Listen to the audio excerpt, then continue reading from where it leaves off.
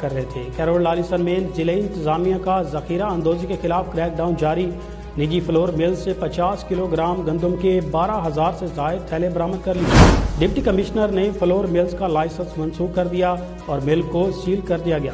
مزید کارروائی کے لیے کیس سیکریٹری فوڈ پنجاب کو بھیج دیا گیا۔ نمائندہ سٹی نیوز آصف خان ہمارے ساتھ ٹیلی فون لائن پر موجود ہیں، مزید تفصیلات ان سے جانتے ہیں۔ جی آصف خان، بتائیے گا اس کارروائی کے بارے میں۔ جی بالکل، ضلعی انتظامیہ کا ذخیرہ اندوزی کے خلاف کریک ڈاؤن جو ہے وہ شروع ہے۔ نجی فلور مل سے 50 کلو گرام گندم کے 12,216 تھیلے جو ہے وہ برآمد کر لیے گئے ہیں۔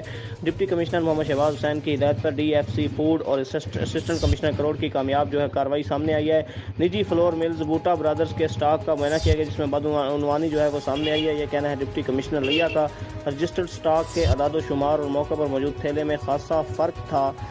فلور ملز میں 50 کلو گرام گندم کے 12,000 سے زائد تھیلے جو ہے وہ ذخیرہ کیے گئے تھے۔ فلور ملز کا لائسنس منسوخ کر دیا اور مل کو جو ہے سیل کر دیا گیا ہے۔ مزید کارروائی کے لیے کیس سیکریٹری فوڈ پنجاب کو بھی بھیج دیا گیا ہے۔ جی بہت شکریہ آصف خان، آپ ہمیں تفصیلات سے آگاہ کر رہے تھے۔